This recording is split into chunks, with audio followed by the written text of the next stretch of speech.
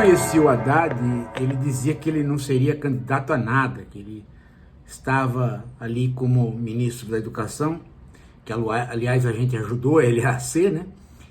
E que ele não seria político.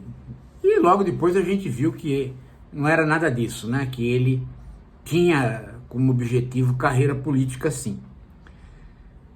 E eu creio que esta semana que passou, ele cometeu um erro que vai custar alguma coisa a ele e talvez até a todos nós. Ele se adiantou demais, falou demais, se colocou como demissionário do Ministério da Fazenda desnecessariamente. Ninguém está cobrando o cargo dele, a gestão está indo bem, ele está fazendo um bom serviço. De repente, ele diz: olha, eu já entreguei tudo que eu tinha para entregar para o Lula, tudo aquilo que ele me pediu, eu já entreguei. Ao falar isso, em programa de TV, né? Os jornalistas praticamente entenderam que ele estava dizendo: bom, agora eu vou entregar o cargo em janeiro. O que é pior disso tudo, gente, é que ele não definiu se era ou não era e o que vai acontecer. Então ele deu margem a uma especulação que se voltou contra ele, contra o Lula, contra nós da esquerda toda. Por quê? Porque se ele vai entregar o cargo, é para se candidatar. Porque ele não é mais uma pessoa que tem o controle da sua própria vida. Quando ele foi ministro da Educação, ele disse que ele não ia ser político, eu ingenuamente acreditei, né? Depois eu vi que não era nada disso, né? Mas agora, se ele falar que ele vai parar, que ele vai fazer alguma coisa, ninguém vai acreditar. Ele já foi prefeito. Então só tem dois caminhos aí. Ou ele é candidato ao Senado, ou ele é candidato ao governo do Estado. Então veja, se o Tarcísio é candidato à presidência, Haddad candidato ao governo do Estado tem chances.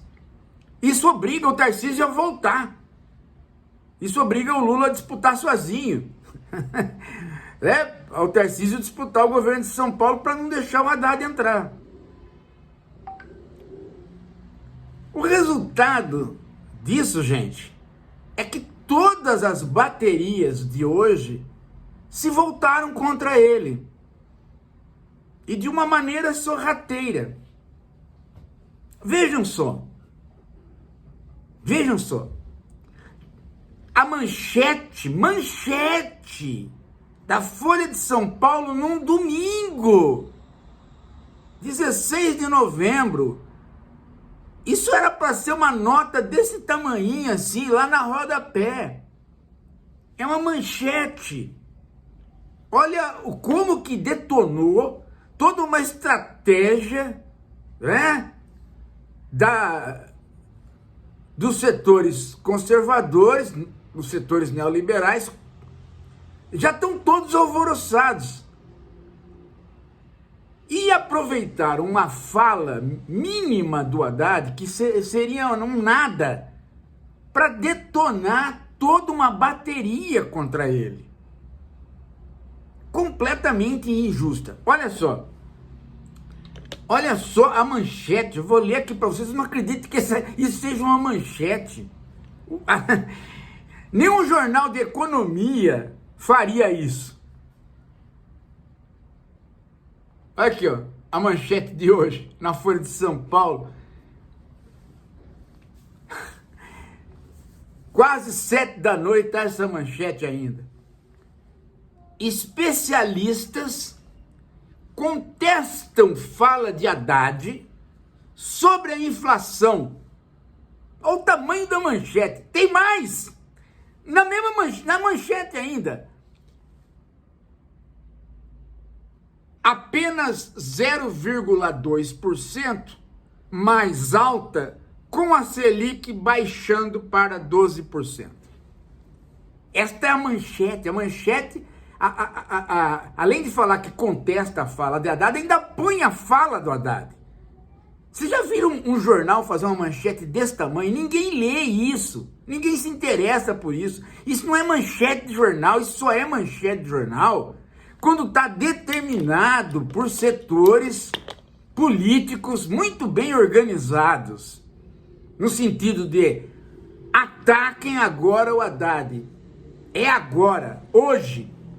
Vamos sinalizar para a sociedade onde é que tem que atacar. Isso é uma sinalização, gente. Isso é uma sinalização. Aí, vejam só, onde eles querem pegar. Eles querem fomentar uma briga, um desentendimento entre o Haddad e o Galípolo. Para trazer o Galípolo para os setores dominantes e isolar o Haddad, dizendo que o Haddad não entende nada de economia. Tanto é que um colega, o Schwartzman, um colega, Alexandre, do Haddad, no mestrado que ele fez lá em economia, uma semana antes tinha dito que o Haddad não entende nada de Banco Central. Também já combinado com essa estratégia. Isto não é à toa. Ninguém faz uma reunião de pauta num jornal deste tamanho e me solta uma manchete desta à toa. Porque é uma manchete que não interessa. Ela não tem apelo popular. Você pode fazer isso numa coluna, numa nota de rodapé, numa manchete menor, mas isso não é manchete total do jornal. Então isso é uma sinalização. Eles vão partir para isolar o Haddad, de modo que ele tenha dificuldades, que ele saia perdedor do ministério. Que ele não saia com as vitórias. Porque até então ele ia sair só com vitórias. Ele é o único homem. Olha só a que ponto chegamos. Ele é um vitorioso. E quem está dizendo isso foi um cara que fez crítica dele, assim, até me arrependo, que algumas foram tom até pessoal, né? E agora eu sou obrigado a dizer que ele ia sair com uma vitória, porque ele foi o único ministro que conseguiu, gente, mexer na estrutura desta desgraça que é a nossa arrecadação, a nossa tributação no Brasil. Ele mexeu, ele fez uma parte da reforma tributária e a segunda parte está aí. Já foi aprovado pelo Congresso ao não pagamento de imposto de renda até 5 mil salários, até 5 mil reais, e até 7,5 diminuir. Num país como o Brasil, 65% dos professores do ensino básico vão deixar de pagar imposto de renda. Então, tem que cobrar do setor de cima. E para cobrar do setor de cima, o Haddad também foi vitorioso, porque ele encaminhou uma maneira do IOF, que foi rebatida no Congresso várias vezes, mas ele foi picotando esta maneira, de modo que há uma série de pequenos ajustes que o governo tem feito para pegar as transações financeiras, principalmente a questão dos super ricos, porque não sei se vocês sabem, no Brasil, quem tem ações, quem compra ações e ganha dividendos das companhias não paga imposto. Então tem uma lei para pegar quem pega muito, para poder compensar a desoneração da folha, né? Da folha, a desoneração do tributo. Uma parte não paga, a parte mais rica paga. O Haddad vai sair vitorioso, né? Então é um baita de um cacife, político isso. Você sair vitorioso nestas circunstâncias para quem já percorreu o Brasil.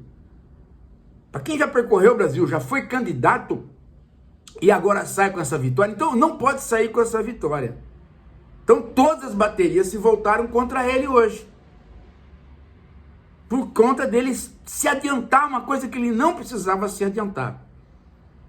Bom, aí vem, né?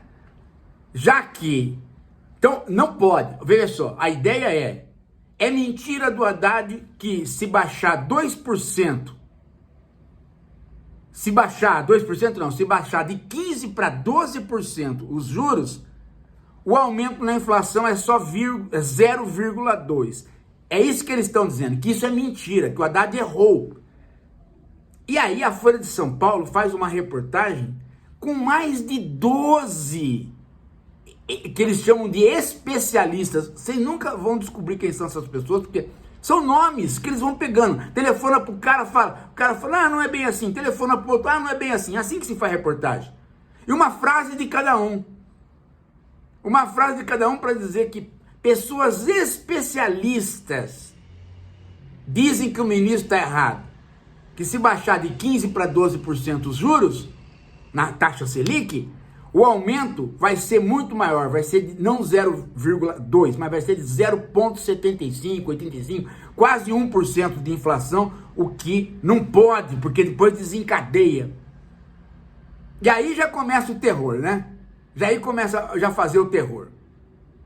Junto desta reportagem, vem quem? Samuel Pessoa, conhecidíssimo defensor de tudo que existe de mais reacionário em termos de neoliberalismo e a favor do mercado. E aí vem, né, a opinião do economista da Folha, Samuel Pessoa. Aqui. Vou mostrar para vocês, eu não me conformo como é que uma pessoa pode escrever isso aqui atualmente. Ele tem um rosto meio de bagre, né? Meio uma coisa, né? Olha aqui, ó.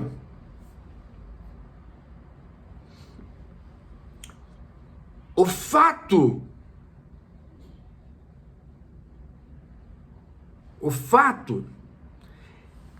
de o juro no Brasil, na média do ciclo econômico, ser elevado é consequência de uma economia que opera quase sempre com excesso de demanda sobre a oferta.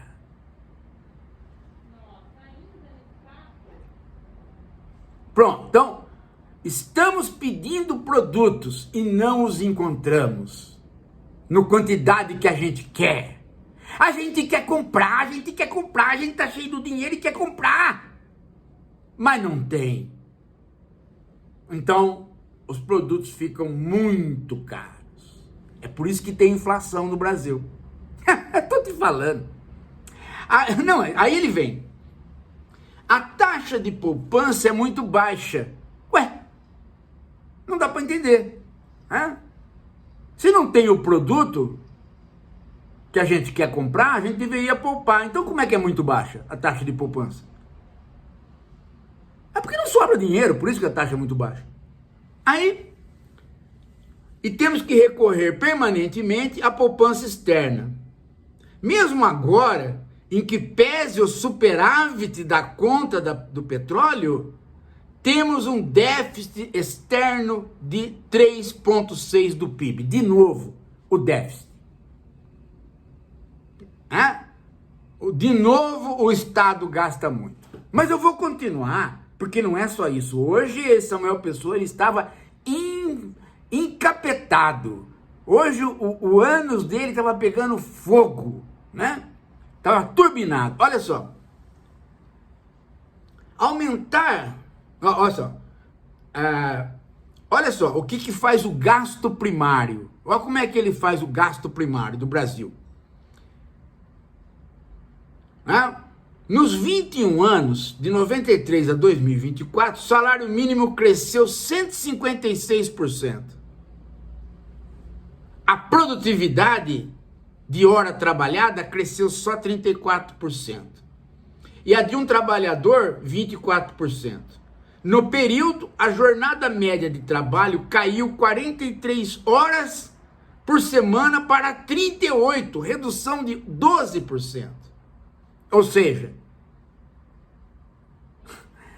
Ou seja, salário aumentando e a produtividade não aumenta. É o culpado do Brasil, né? É a produtividade. O trabalhador brasileiro não produz, mas quer ganhar. Está ganhando cada vez mais o salário, mas não produz. Bom, e ainda por cima reduziu a jornada de trabalho, tem que trabalhar mais. Aí ele vem, aumentar o salário mínimo além da produtividade, ainda mais quando faz o benefício dos programas sociais indexados ao salário mínimo, gera uma permanente pressão dos gastos públicos sobre a base de recursos da economia. Os juros elevados são somente a consequência. Então, de novo, quem que é o culpado? Elevar o salário mínimo. O trabalhador brasileiro ganha muito. Mas ganha muito em relação ao quê? A produtividade, ele faz baixa produtividade. E o que é pior, segundo ele? Por isso que o trabalhador tem dinheiro e faz a demanda crescer. Tem programas sociais indexados. Quando sobe o salário mínimo, sobe o Bolsa Família, etc. Essa é a desgraça do Brasil. O Brasil tem trabalhadores que não produzem, mas ganham. Então, tem que subir os juros para não ter inflação. Você viu o raciocínio do cara? Agora eu pergunto para você. É verdade que a produtividade no Brasil é baixa? Essa é a única verdade que tem aí nessa história. De fato é. A produtividade do brasileiro é baixa. Agora, a pergunta que fica é, quem é que vai investir para melhorar a produtividade do brasileiro com esses juros? Porque para melhorar a produtividade do brasileiro, você tem, primeiro, transporte. O produto tem que chegar de maneira barata nos lugares e o que você importa tem que vir de maneira barata. Então, transporte. Qual o problema? O problema da rodovia. Nós trocamos a ferrovia pela rodovia, estamos pagando isso. Segundo, você tem que ter uma indústria onde o industrial compra a maquinaria nova. O industrial brasileiro não investe na maquinaria nova, nem quando ele tem programas do governo para fazer isso. Por quê? Porque os juros puxam o capital dele para ganhar juros, para comprar letras do governo, e não para investir. Pra você ter uma ideia, o Alckmin fez um programa recente para diminuir o número de anos de vida média da máquina brasileira, da maquinaria brasileira. Era 15 anos, 10 anos, ele trouxe para um número mais baixo. De modo que você pode falar que a sua máquina desgastou em poucos anos e pedir um financiamento. Programa do Alckmin. Assim mesmo não resolveu absolutamente nada, gente, porque ninguém vai tirar o dinheiro que está aplicado na dívida do governo com esses juros aí. Terceiro, o nível de escolaridade do brasileiro é baixo. Agora eu pergunto para você, como é que você vai investir na educação se eles querem que o Estado não gaste? Se eles privatizam tudo, inclusive o ensino. Então não tem sentido. Para você fazer a produtividade crescer, você tem que mexer nesses 3 elementos no mínimo. E justamente os juros cobrados de maneira alta não deixam você mexer. Por quê? Porque os juros não é sobre a dívida, é sobre a rolagem da dívida. E esta rolagem da dívida é que a gente não consegue mexer. Porque ela não é uma questão técnica, não é esta questão de 0,2 ou 0,7, é uma questão política. Tem que haver uma decisão. Agora, no curto prazo, pode até ser que se você mexer nos juros, pode dar inflação. Então o que você tem que fazer? Para não ficar nesse ciclo vicioso. Ora, você tem que fazer exatamente o que o Haddad fez. Você tem que cortar esse ciclo vicioso, fazendo sobrar dinheiro no caixa do governo por outro mecanismo. E aí investir na produção para tornar o brasileiro mais produtivo. E esse outro mecanismo é a arrecadação. É mudar o sistema tributário, que foi o que ele fez. Então ele armou a cama para o negócio resolver.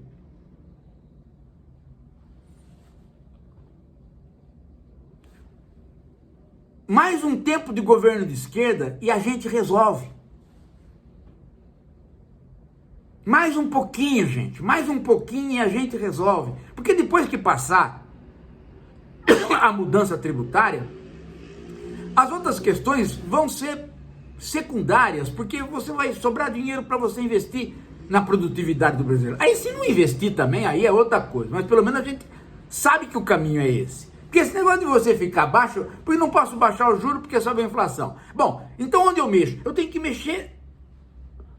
Então não pague a dívida. Não posso não pagar. Tem que pagar a dívida porque a força política é muito grande, o capital pode ir embora, patati patatá, um monte de conversa fiada. Mas deixa a conversa fiada de lado e sai desse ciclo vicioso. O Haddad deu a contribuição dele, porque se você tiver uma tributação em cima dos ricos, o caixa do Estado para o benefício social melhora muito. E aí a produtividade aumenta e se resolve este problema de demanda, né, de procura e de oferta, emperrar na questão da produtividade. Porque de fato a produtividade conta. A produtividade conta. Né? Porque se você tiver maior produtividade, você tem uma condição de ofertar os produtos e aí baixa o preço. É verdade isso. Quando a indústria não produz o que se pede, realmente você fica vítima dos mecanismos monetários. Mas para você romper isso, você tem que ter uma política pública que fala, nós vamos tornar o brasileiro mais produtivo. Bem, tem um outro elemento aí nessa história, que eu não ia falar, mas eu acho que ainda dá tempo de falar. Quem é que fez a produtividade ter uma legislação que faz com que ela diminua? Esses caras que mexeram na CLT, dizendo que a produtividade aumentaria se eles aumentassem a competitividade dos trabalhadores com os trabalhadores. Então vamos tirar garantias da CLT, porque aí a gente põe o trabalhador no mercado e ele vai ter que se virar. Sabe o que aconteceu? Ele foi para a informalidade. E indo para a informalidade, ele foi para empregos precários no setor de serviços, que são de baixa produtividade. Então você tem engenheiro no Uber. Pronto, baixou mais ainda a produtividade quando mexeram na legislação trabalhista. Hoje, nós estamos com o país com desemprego zero, mas nós sabemos muito bem que isso é devido à informalidade. Há muita gente que sabe fazer coisa, mas não está fazendo coisa menor. E isso foi exatamente a proposta da direita. Aliás, nós tomamos um monte de processo da Tabata porque denunciamos a Tabata nesse conluio de tirar o trabalhador dos seus direitos.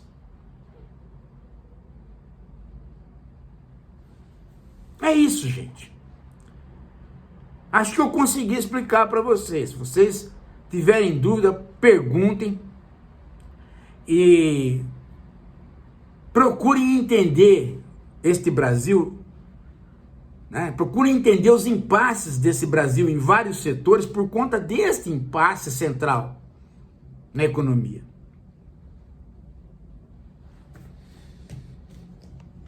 Tá aqui, ó. Eu vou pedir mais uma vez, vou pedir 1000 vezes, vou pedir 10.000 vezes se for necessário. Aqui, ó. O Capitalismo 4.0. Você tem que dedicar uma parte do seu dia para estudar, para ter clareza sobre o que está acontecendo.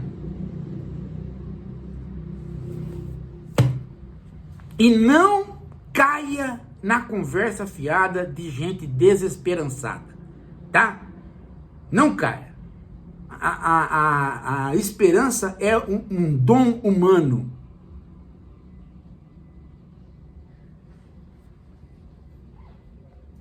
Agora,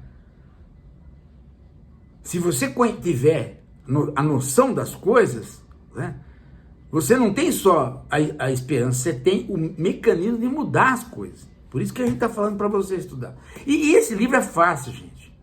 Esse livro é fácil, tá?